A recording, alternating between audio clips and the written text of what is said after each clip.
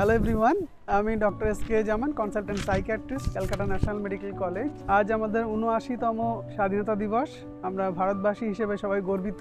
সবাইকে স্বাধীনতা দিবসের অভিনন্দন, শুভেচ্ছা। সাইকিয়াট্রিস্ট হিসেবে এত বছর প্র্যাকটিস জীবনে যেটা অনুভব করেছি যে আমরা হয়তো ব্রিটিশদের থেকে স্বাধীন হয়েছি বা বহু রোগকে জয় করেছি, বহু রোগের ট্রিটমেন্ট আমরা পেয়েছি, কিন্তু মানসিক রোগের স্টিগমা থেকে এখনো বেরিয়ে আসতে পারেনি। মানসিক রোগ কথাটা আমাদের সামনে চলে আসে তখনই মনে হয় যেন যে একটা লুকোনো ব্যাপার, একটা লুকিয়ে রাখার ব্যাপার, এটাকে যেন বাইরে বলতে নেই, এই ধারণা থেকে যেন আমরা এখনো বেরিয়ে আসতে পারিনি। হ্যাঁ, স্বাধীনতা মানে শুধু ব্রিটিশদের থেকে মুক্ত হয়ে শিকল ভঙ্গ করা নয়। স্বাধীনতা মানে যারা মানসিক রোগী, যারা মস্তিষ্কের সমস্যায় ভুগছে, তাদেরকে সমাজের মূল স্রোতে ফেরানো এবং আমাদের নিজেদেরকে, যারা আমরা হয়তো বা ব্রেনের বা মানসিক সমস্যায় ভুগছি না, তাদের দৃষ্টিভঙ্গিকে চেঞ্জ করা। আমি দেখেছি যে মানুষ মানসিক রোগ নিয়ে কথা বলতে ভয় পায়, তার কারণ তাদের সমাজের কথা তথাকথিত যে ধারণাগুলো, সেগুলো তাদের এই চিন্তাগুলোকে বন্দি করে রেখেছে যে মানসিক রোগ মানেই পাগল, মানসিক রোগ মানেই বোধহয় আর তার কখনোই সে ঠিক হবে না, সারা জীবন তাকে ওষুধ খেয়ে যেতে হবে এবং সে আর সমাজের মূল স্রোতে অ্যাকসেপ্টেড নয়, তার বিয়ে হতে সমস্যা।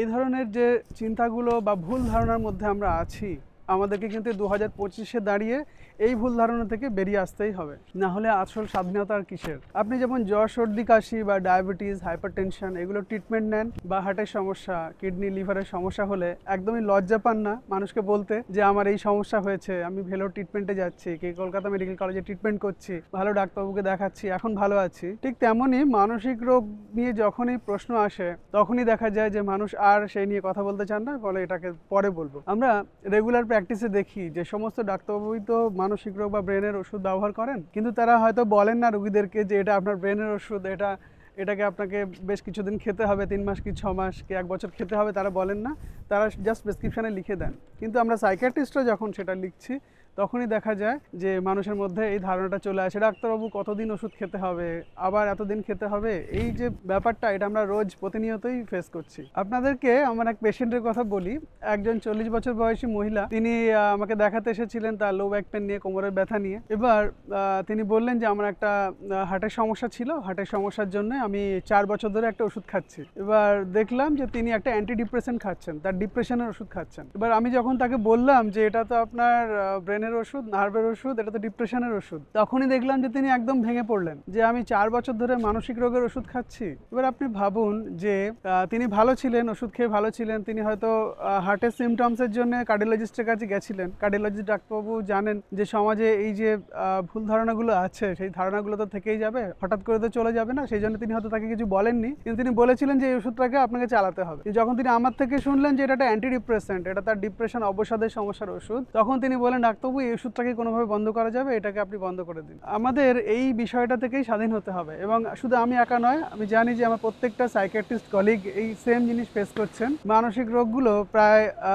ছোট ছোট রোগগুলোকে ধরলে প্রায় 990 রকমের রোগ আছে, বা ডিএসএম ওয়াইজ প্রায় 257 রকমের মানসিক রোগ আছে। মানসিক রোগ মানে পাগল নয়, বা মানসিক রোগ মানে দুর্বল হয়ে যাওয়া, বা মানসিক রোগ মানে আমি মানসিকভাবে দুর্বল, ভেঙে পড়ার কিছু নেই। মানসিক রোগ মানে ব্রেন থেকে যে রোগগুলো আসে সেগুলোকে আমরা মানসিক রোগ বলি। এই মানসিক রোগের উপসর্গ সারা শরীরেই হয়, মাথা থেকে পা পর্যন্ত। আমরা একটা ভিডিওতে আমি অ্যাংজাইটি বা মানসিক অস্থিরতা থেকে কি কি শারীরিক সিমটমস আসতে পারে সেটা বলেছি, ওটা আপনারা দেখতে পারেন। সুতরাং আপনার সারা শরীরের কষ্ট ব্রেন থেকে আসতে পারে। ব্রেনটাকে আমি বোঝানোর জন্য বলি, ব্রেনটাই তো হেড অফিস।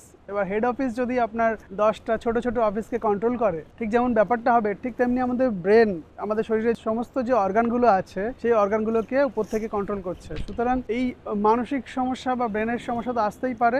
মানসিক সমস্যাটাকে নর্মালভাবে দেখা আমাদের শিখতে হবে এবং আমাদেরকে বলতে হবে। আমরা দেখছি রিসেন্ট কিছু সেলিব্রিটি তারা সামনাসামনি বলছে যে আমি ডিপ্রেশনে ভুগেছিলাম, বা আমি অ্যাংজাইটিতে পড়েছিলাম, ওষুধ খাচ্ছিলাম, বা অনেকে বাইপোলার ডিসঅর্ডার আছে। আমরা পপুলার সিঙ্গার হানি সিং এর নাম জানি, উনি তো এখন অ্যাডিকশনের এগেনস্টে একটা প্রোপাগান্ডা চালাচ্ছেন এবং অল ওভার দ্য ইন্ডিয়াতে তিনি ব্র্যান্ড অ্যাম্বাসেডার অ্যাডিকশনের এগেনস্টে। সুতরাং কিছু পার্সোনালিটি ডিসঅর্ডার, যেমন অ্যান্টিসোশ্যাল পার্সোনালিটি ডিসঅর্ডার বা বর্ডার লাইন পার্সোনালিটি ডিসঅর্ডার বা নার্সিসিস্টিক পার্সোনালিটি ডিসঅর্ডার, এইরকম কিছু ডিসঅর্ডার বা এরকম কিছু মানসিক রোগ ছাড়া বেশিরভাগ ক্ষেত্রে আমরা দেখি যে মানসিক রোগীরা যারা মানসিক রোগে ভুগছেন তারা অ্যাকচুয়ালি খুব নরম মনের মানুষ। খুব নরম মনের মানুষ হওয়ার জন্য তারা আমার আপনার মতো এই কঠিন পৃথিবীতে তাদের মানিয়ে নিতে সমস্যা হচ্ছে বলে দেখা যায় যে তারা এই মানসিক সমস্যার শিকার হন। আমি আমার আগের ভিডিওতে বলেছি একটা সেম মানসিক চাপে যদি 5 জন মানুষ পড়েন তাহলে দেখা যায় তার মধ্যে হয়তো একজনের মানসিক রোগ হলো। অ্যাকচুয়ালি তিনি নরম মনের মানুষ, কিন্তু নরম মনের মানুষ হওয়ার জন্য তার যে মানসিক রোগটা হলো তার জন্য সমাজ তাকে স্টিগমাটাইজ করে তাকে দেখে দিচ্ছে যে ও তো মানসিক রোগী, কিন্তু অ্যাকচুয়ালি তিনি ভালো মনের মানুষ ছিলেন বলে তিনি মানসিক রোগের শিকার হলেন। এটাকে আমাদেরকে বুঝতে হবে। আমার বেশ কিছু রিলেটিভ আমাকে মজা করে জিজ্ঞেস করেন যে আচ্ছা মানসিক রোগ নিয়ে তোরা ডিল করিস, তোদের কি ভয় লাগে না? অ্যাকচুয়ালি আসল সত্যিটা হলো মানসিক রোগীরা হচ্ছে আর 5টা মানুষের যারা কোর সাইকিয়াট্রিক ডিসঅর্ডারে ভুগছেন, যেমন সিজোফ্রেনিয়া, বাইপোলার, ওসিডি, ডিপ্রেশন, এরা আর 5টা মানুষের থেকে অনেক বেশি ভালো মানুষ। সুতরাং আমরা আর 5টা মানুষের সঙ্গে যখন থাকি তার থেকে আমরা যখন পেশেন্ট দেখি তখন আমরা অনেক নিরাপদ বোধ করি। আমরা জানি যে এই মানুষটির থেকে আমার কোনো ক্ষতি হবে না। এই ভুল ধারণাগুলোই আমাদের সমাজে ভীষণভাবে প্রচলিত এবং বেশিরভাগ মানসিক রোগ ট্রিটমেন্ট করলে ভালো হয়ে যায়। 2025-এ খুব ভালো ভালো ওষুধ আবিষ্কার হয়েছে। ওষুধ খেয়ে সঠিক ট্রিটমেন্ট করে, হয়তো কিছু কিছু রোগের দীর্ঘমেয়াদী ট্রিটমেন্ট হয়, ওষুধ খেয়ে ট্রিটমেন্ট করে খুব সহজেই মানসিক রোগ থেকে বেরিয়ে আসা যায়। বেশ কিছু ক্ষেত্রে থেরাপিরও দরকার হয়। থেরাপি দরকার হলে আমাদেরকে থেরাপি নিতে হবে বা নিয়ে সুস্থ হতে হবে। 2019-এর একটি পরিসংখ্যান বলছে যে সারা পৃথিবী জুড়ে প্রতি 8 জনে একজন মানুষ মানসিক সমস্যায় ভুগছে।